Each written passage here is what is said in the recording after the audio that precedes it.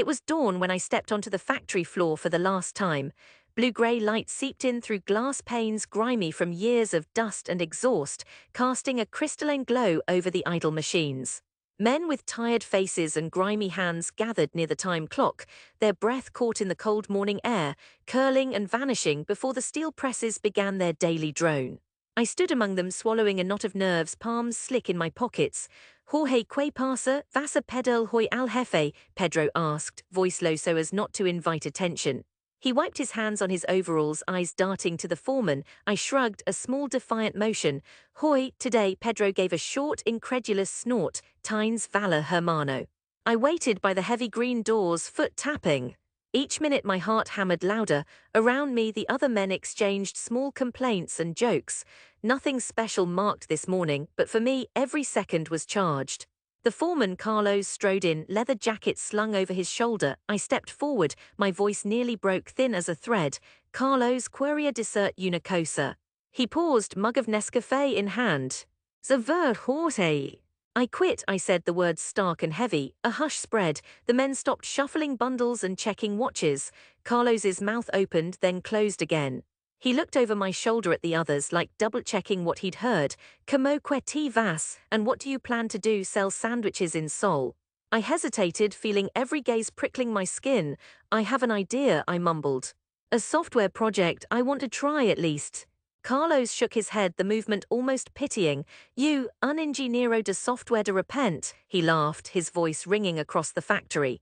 Why tu mada lo sabe? The laughter spread, uneasy at first, then swelling in volume. Someone clapped me on the back hard. Eso she que es bueno, another said. I felt my ears burn hot with shame. I nodded, ignoring the voices, the stares, and walked away. My boots echoed on the concrete, rubber soles dragging, until the doors snapped shut behind me. Outside, the sky was a watery pink, the air laced with diesel and the metallic tang of the city waking up. Madrid flowed around me, indifferent. That walk home, still in my grease-stained work clothes, backpack slung over my shoulder, was the longest of my life.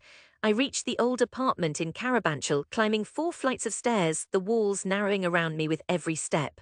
The metal key stuck as always, and I jiggled it loose.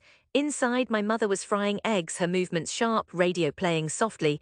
The kitchen was warm but cramped, pots stacked precariously, sunlight crawling across the tiled floor. She looked up when she saw me, tan temprana. I swallowed, Mamá DJ el trabajo. She froze, spatula suspended, face hardening, como que lo dijaste. Sin tener otro. My grandmother, sitting at the table, let her teacup clatter against the saucer. Ay, Dios mío, otro más que no quiera trabajar, porque Jorge. I tried to explain, stumbling through words. Software, SaaS, cloud computing, subscriptions, digital transformation for local businesses. Their faces were blank, knitted brows and pursed lips. Mama crossed herself. Eso no paga las ni supermercado. I can build something, I just need time, I pleaded. Abuela shook her head. Ideas, ideas.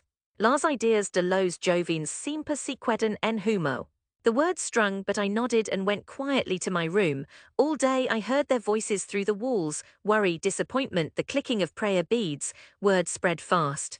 In our small barrio, gossip speeds through walls. My cousin Jose stopped by that evening, eyes wide, as if I'd told him I was moving to Mars. Piero 2 Sabs programmer. I pulled a printed sheet, wireframes I'd sketched by hand. He squinted, then burst into laughter. Hermano de verdad quiente vora paga por eso. I sat through a tirade from my uncle after lunch 2 days later. Quieres juga con ordenadores. Eso es cosa de americanos, no de nosotros. At family dinners, conversation became laced with snickers, sidelong glances. I became the butt of jokes, el jefe de internet, rey de las aplicaciones imaginarias. Each remark pressed deeper against the hollowness growing inside me. But at night, I pored over tutorials, free online classes, pirated PDFs, and lines of shaky JavaScript. I pawned my old phone for a used laptop that whined like a kettle when it ran too long.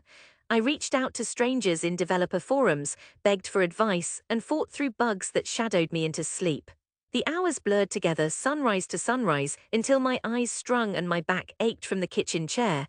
Rent came due, bills piled up. I took odd delivery jobs, lugged crates at the market, wired some web pages for distant acquaintances, all to scrape by. Mama counted coins in a cookie tin at night, sighing audibly. Silence grew between us as thick as concrete. Summer came, air thick and unmoving. My project, an online scheduling platform for small local businesses, limped into a testable version. I approached corner shops and hairdressers in Chambery, stammering through cold pitches, more sweat than confidence in my voice. Some humoured me. Most looked at me with pity, the polite kind saved for eccentrics and beggars. "Your Tenemo's Facebook," a barber told me, waving me away with a damp comb. I handed out flyers printed on cheap, curling paper. The few who tried quickly forgot, and I saw my work unused, gathering dust among browser bookmarks. My family's patience wore razor thin. A shouting match erupted after Mama found another red electricity notice. "Myra lo que tu sueño har trado, los sueños no compran pan." Inside, shame gnawed at me, a relentlessly logical voice counting every mistake, every failure, replaying each rejection. But I couldn't turn back. Even as the kitchen light flickered off and the air turned pointed with embarrassment and loss, I kept pushing, hands shaking but moving. I remember the worst day distinctly. A balmy August afternoon, the city shimmering. I walked for hours, visiting shops, getting rebuffed in hot, stale air. My shoes wore blisters on both heels, my throat raw from rehearsed enthusiasm. I returned home just as a thunderstorm rolled in. Raindrops smacked the aluminum shutters, filling the flat with hollow thuds. I sat on my bed, cold, hungry, empty, no new clients, no progress, nothing but a tangle of code on a battered laptop. I wanted to scream at the city, at my own delusions, but I didn't. I took a breath, wiped my face, and kept coding. Somewhere under that storm, a stubbornness flared up, anger, pride, defiance, all welded together. I told myself, just one more feature, one more cold call, one more night. Something shifted that autumn. I refined the product, rebuilt the onboarding, rewrote emails until every word glided, not stuttered. Then at a Chamber of Commerce breakfast, hardly daring to hope, I offered my platform to a local chain, Opticas Real, for free, just 3 months. Maybe the manager pitied me. Maybe her own son reminded her of someone stubborn. She agreed. That single chance was all I needed. With a real client, I pounced, listening, fixing, obsessing over every detail. When the system saved them an hour a day, she told her friend, a dentist. I rebuilt again, learning the quirks of each field. My first paid invoice arrived on a damp, coffee-stained envelope, €36. But I held it as if it was a gold medal. Months blurred, growth slow, then steady. I hired a childhood friend, Elvira, on faith and promise, paying her late half the time. We worked from my bedroom, laptops balanced on piles of laundry. I talked to investors on borrowed headphones, switching off the fridge to keep the bandwidth stable. Every new sign-up felt like a lifeline tossed from a distance. Word spread, reviews cropped up, cautious then glowing, businesses referred others. By the time we had 50 clients, Mama stopped asking when I'd find real work. She even offered to make breakfast during my demo calls. 3 years passed, the shame faded, replaced by a diamond-tipped nerve. I raised seed money from Madrid startups, hired a real team, rented a small office above a kebab shop.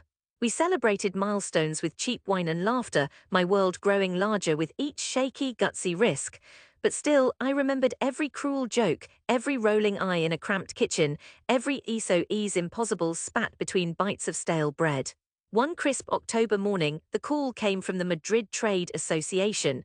"Nos gustaría que presentaras tu empresa en la Feria de Innovación Local," said the woman on the line. The biggest annual small business fair in the city, I'd dreamed of attending even as a customer. This time I was invited as a speaker. I bought a new shirt, borrowed a jacket 2 sizes too big, and rehearsed my speech until dawn. The event was held in a vast former train station. Rows of booths gleamed with banners, screens looping product demos. The air buzzed with old radio jazz and the murmur of hundreds of voices. Our stall was small but bright, logo printed on crisp linen. Elvira arranged brochures, stacking them with nervous hands. I glanced over the crowd, my heart pounding in my throat. The spotlight was blinding, but as I stepped on stage, the faces melted into a single shimmering mass. My mouth went dry. I talked about our journey, struggle, failure, perseverance, honestly, without drama. I explained how our platform now handled booking, payments, customer outreach for over 200 Madrid businesses. I named our flagship clients, restaurants, clinics, repair shops, whose testimonials flickered across the big screen. After people clapped, Genuine, warm, thunderous. A few came up to shake my hand, ask questions, even pitch ideas. My hands trembled, exhausted, elated. But what hit hardest was seeing at the back of the hall a small knot of familiar faces. My mother in her neat grey coat stood with my uncle Jose and cousin Maria. Mama's mouth was fixed, holding back emotion, no longer skepticism, but something unsteady, vulnerable. Later that night we returned home together. The apartment looked the same, yellowed wallpaper, chipped mugs, the clutter of decades. Over dinner, Mama asked tentative questions about the software, the team, our growth.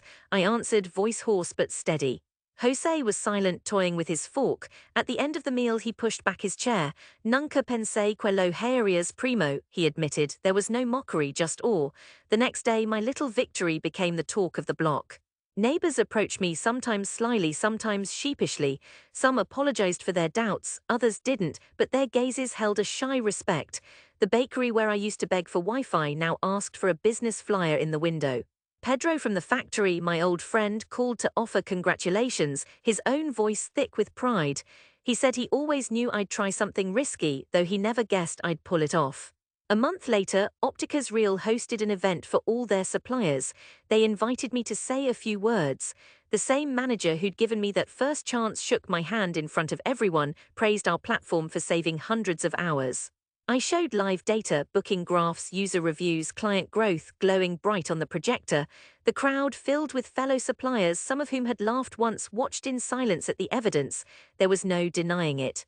My success was there, concrete and irrefutable, writ large on the wall. On my way home that evening, I walked through the streets where I once felt nothing but failure, under the yellow lights, past the cracked tiles and tinny radios, the scent of roasting chestnuts. Families gathered around tables, children laughed, the city feeling less hostile, more like a home. I found my mother sitting in the kitchen, knitting, a rare smile playing at the corners of her mouth. I sat down across from her. The silence wasn't tense, it was gentle, full. My hands were still, but my heart thrummed with something fierce and subtle. "Mama," I said, looking her in the eyes, "gracias por no echarme de casa." I meant it as a joke, but tears glistened at the corners of her eyes. "No, gracias a ti por enseñarnos que soñar no es solo para los ricos," she whispered, voice soft. The shame I had lived with for so long finally let go, dissolved in the simple acceptance that shone back at me, ordinary and miraculous at once. I felt rooted, seen, as if every day of rejection, each struggle, had built a bridge back to this table, to this family. I realized I'd made it, not in some distant penthouse, not just in a business sense, but right here, where I came from, among my own, with proof shining in their eyes. That night I lay in bed, Madrid's noises soft against the window. For the first time in years I slept deep and proud, courage and peace blooming in my chest, and I knew unwaveringly that I'd never again walk my city with my head bowed by shame.